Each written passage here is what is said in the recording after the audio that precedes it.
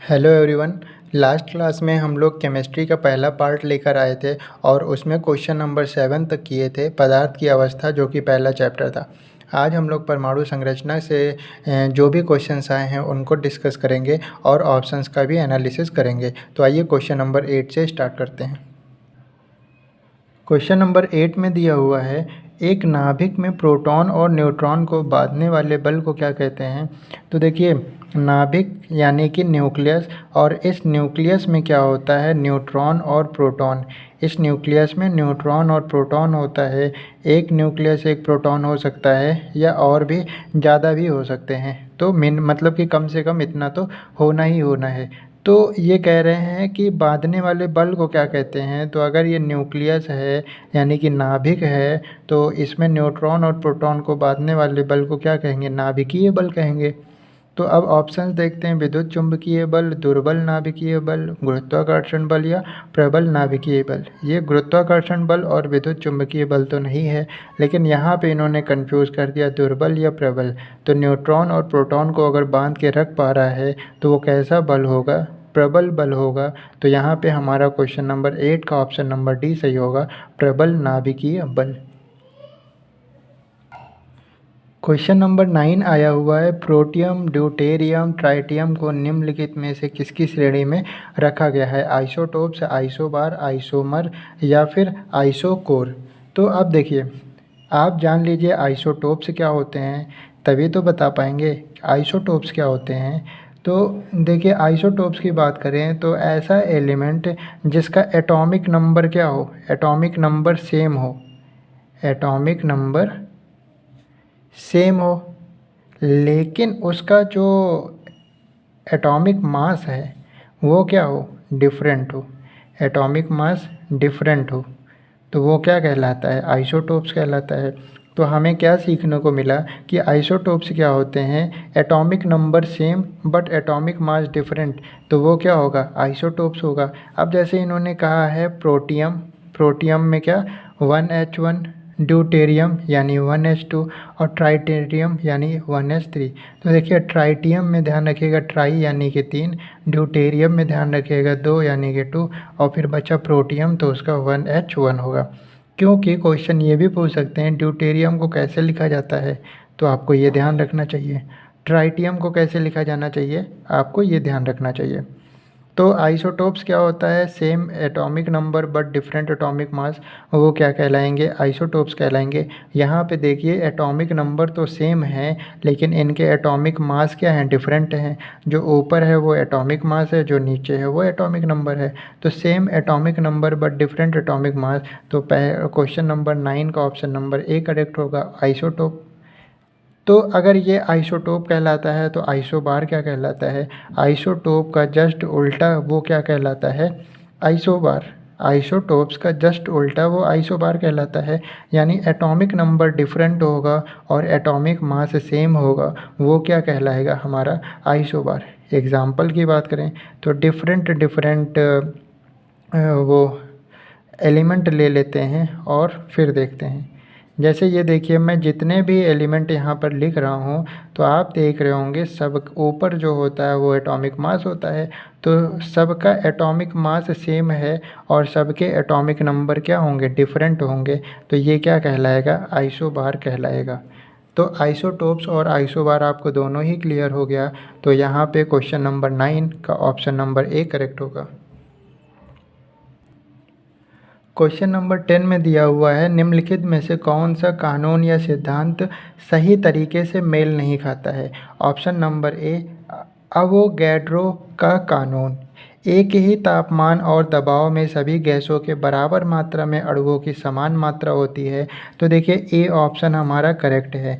क्यों, मैं आपको बताता हूँ अवोगैड्रो लॉ क्या है। अवोगैड्रोस का लॉ क्या है, अवोगैड्रो ने ये बताया था, at constant temperature and pressure, अगर कांस्टेंट टेम्परेचर एंड प्रेशर है तो अलग अलग गैसेस का जो वॉल्यूम होगा, अगर सपोज़ करिए एक हाइड्रोजन गैस है, एक नाइट्रोजन गैस है और दोनों का वॉल्यूम सेम है, तो उसके नंबर मतलब कि उसके अंदर क्या होंगे, इक्वल नंबर ऑफ़ मॉलिक्यूल होंगे, उनके अंदर इक्वल नंबर ऑफ़ मॉलिक्यूल होंगे अगर गैसेस का वॉल्यूम सेम है तो एवोगैड्रो लॉ क्या था, at constant temperature and pressure if equal volume of different gases contain equal number of molecules, equal number of molecules, ये पॉइंट ध्यान रखिएगा। सेम वॉल्यूम अगर है डिफरेंट डिफरेंट गैसेस का तो उनके अंदर के नंबर ऑफ मॉलिक्यूल्स भी क्या होंगे, सेम।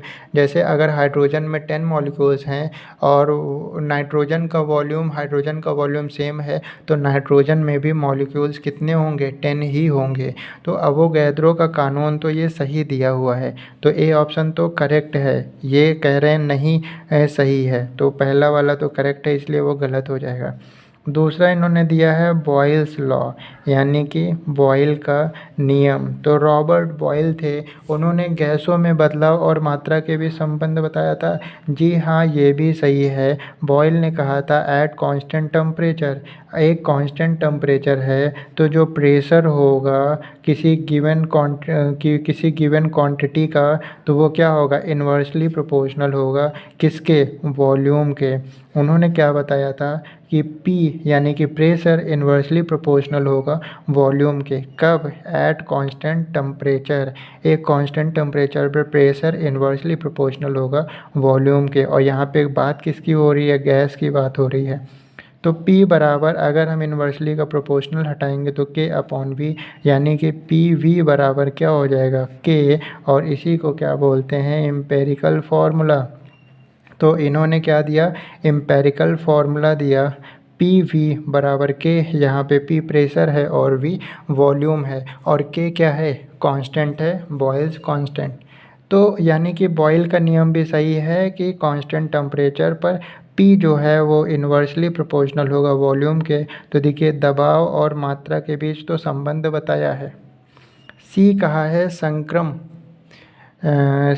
सिद्धांत। तो देखिए संक्रम सिद्धांत क्या होता है, व्यक्ति से व्यक्ति में संचारित होने वाले जीवित एजेंट के कारण होने वाली संक्रामक बीमारियां, यानी कि एक व्यक्ति से दूसरे व्यक्ति में संचारित होने वाला अगर कोई जीवित एजेंट है तो वही संक्रामक बीमारी का कारण बनता है। तो संक्रम सिद्धांत ये भी सही है, यानी कि अब हुंड का नियम ही गलत दिया होगा।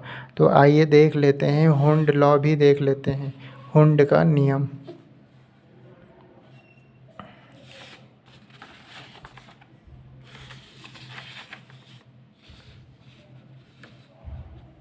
हुंड लॉ, अब देखिए हुंड लॉ क्या था। यहाँ पे तो ये कह रहे हैं परमाणु में कोई भी दो इलेक्ट्रॉन एक ही ऊर्जा स्तर पर नहीं रख सकते, तो ये हुंड का नियम नहीं है। हुंड का नियम क्या है, हुंड ने बताया था कि अगर आप इलेक्ट्रॉनिक कॉन्फ़िगरेशन कर रहे हैं, सपोज़ करिए ये मैं इलेक्ट्रॉनिक कॉन्फ़िगरेशन कर रहा हूँ, अब आपको पता होगा इसमें सब सेल्स होती हैं। जैसे पहले क्या होता है 1s2, फिर क्या होता है 2s2, फिर क्या होता है 2p3, उसके बाद D, उसके बाद F। तो मैं अभी छोटा सा एग्जांपल ले रहा हूँ, हमारे पास ये 3 सब सेल्स हैं। तो हुंड लॉ ने ये बताया था कि जैसे अगर आपने एक सबसेल, जैसे पहला सबसेल लिया 1s2, तो पहले आप इसमें एक इलेक्ट्रॉन की फिलिंग करेंगे, उसके बाद और इलेक्ट्रॉन है तो पहले इस सबसेल को कंप्लीट करेंगे, तब आप दूसरे सबसेल में जाएंगे।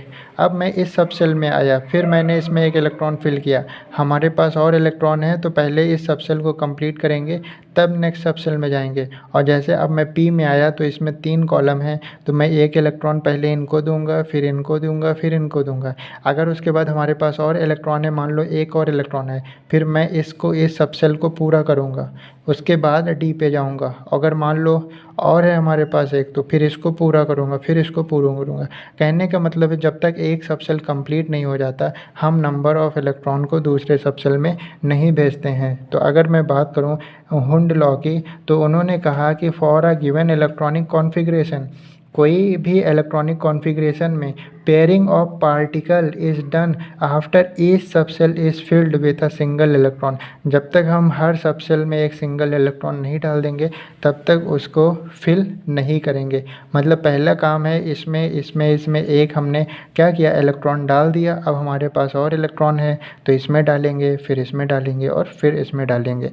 तो यानी कि ऑप्शन नंबर डी इनकरेक्ट है। वो हुंड का नियम नहीं है जो इसमें लिखा है, जो मैंने बताया वो है, और यहाँ पे गलत वाला ही पूछा था। तो क्वेश्चन नंबर 10 का ऑप्शन नंबर डी करेक्ट होगा। क्वेश्चन नंबर 11 में दिया हुआ है इलेक्ट्रॉन की खोज का श्रेय किसे जाता है।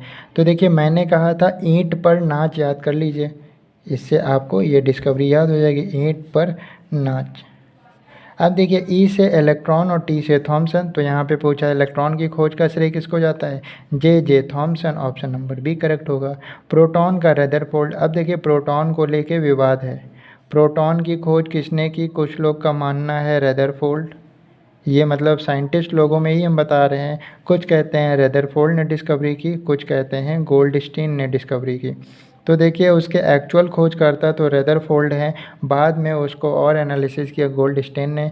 तो देखिए कि यहाँ पे तो कभी कभी आयोग गोल्डस्टीन को सही मानता है और कभी कभी रदरफोर्ड को। तो अब अगर ये क्वेश्चन आता है तो इन दोनों में से किसी एक का ही ऑप्शन मिलता है, और अगर दोनों का ऑप्शन मिल जाए तो आयोग किसको मान लेता है, गोल्डस्टीन को मान लेता है।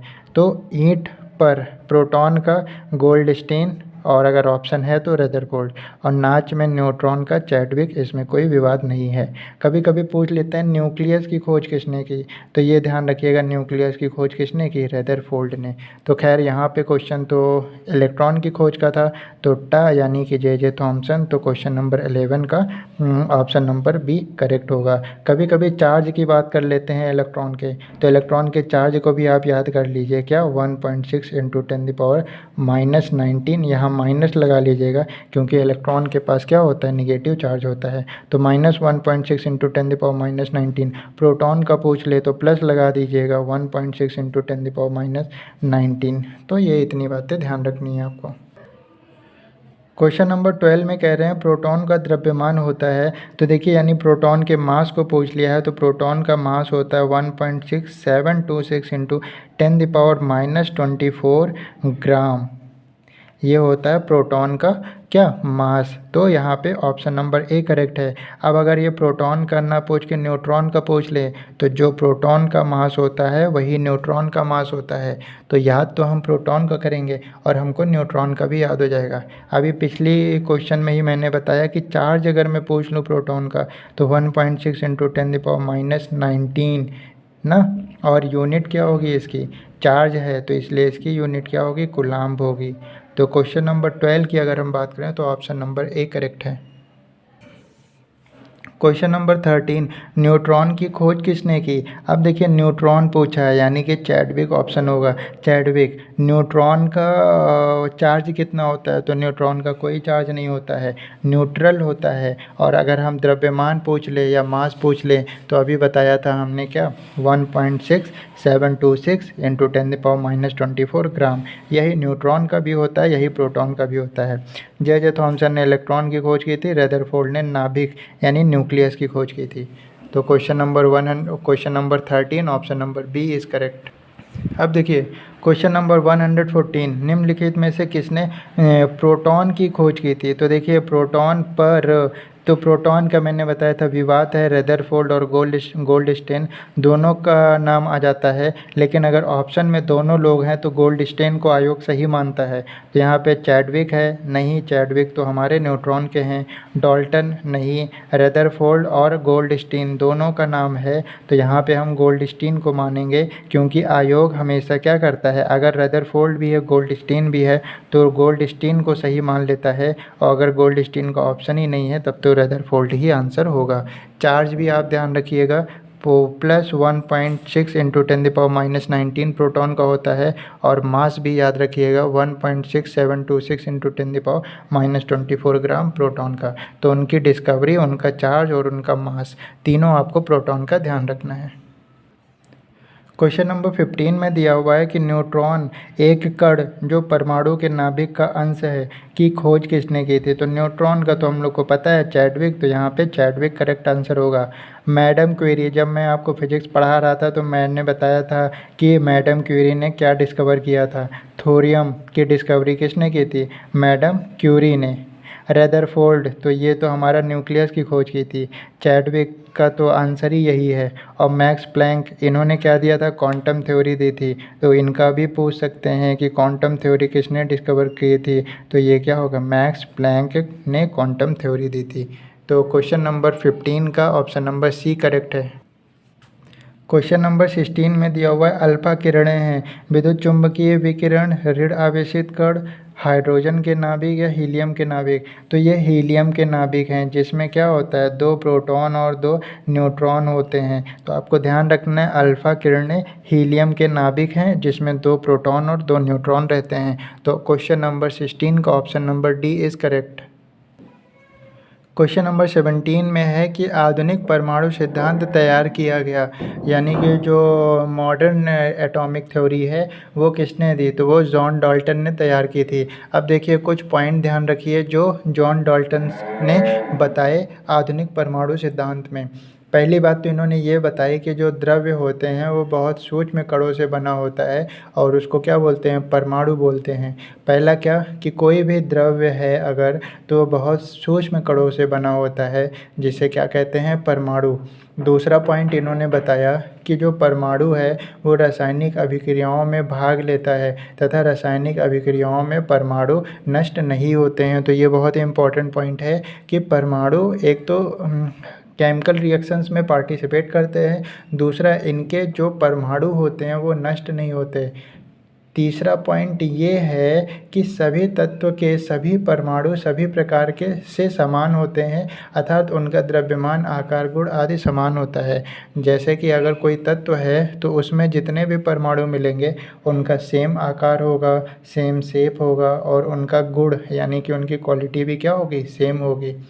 चौथा पॉइंट इन्होंने ये बताया था कि विभिन्न तत्वों के परमाणु परस्पर लघु पूर्णांकों के अनुपात में संयोग करते हैं और उनका संयोजन यौगिक परमाणु बनाता है। अब देखिए इनके कहने का मतलब क्या है यहाँ पे कि देखिए जैसे आपने सुना होगा पीतल, पीतल किस वो पीतल, हाँ आपको पता होगा पीतल क्या है? 2 चीज़ों का मिक्सचर है। किसका किसका मिक्सचर है? पीतल, तांबा और जस्ता का मिक्सचर है। तो अब यहाँ पे देखिए कि 2 अलग अलग तत्व हैं तो इनके क्या हो रहे हैं? परमाणु आपस में संयोजन कर रहे हैं और वो क्या कहलाते हैं? यौगिक परमाणु कहलाते हैं। तो तांबा और जस्ता मिलकर क्या बना दिए? पीतल बना दिए। तो वही बात ये कह रहे हैं। तो ये सारी बातें जॉन डाल्टन ने बताई अपने आधुनिक परमाणु सिद्धांत में। तो यहाँ पे क्वेश्चन नंबर 17 का ऑप्शन नंबर ए करेक्ट है। क्वेश्चन नंबर 17 के बाद एक नया चैप्टर स्टार्ट हो रहा है गैसीय नियम, क्वेश्चन नंबर 18 से। तो नए चैप्टर को हम लोग नेक्स्ट वीडियो में डिस्कस करेंगे। आज के लिए इतना ही। Thank you class.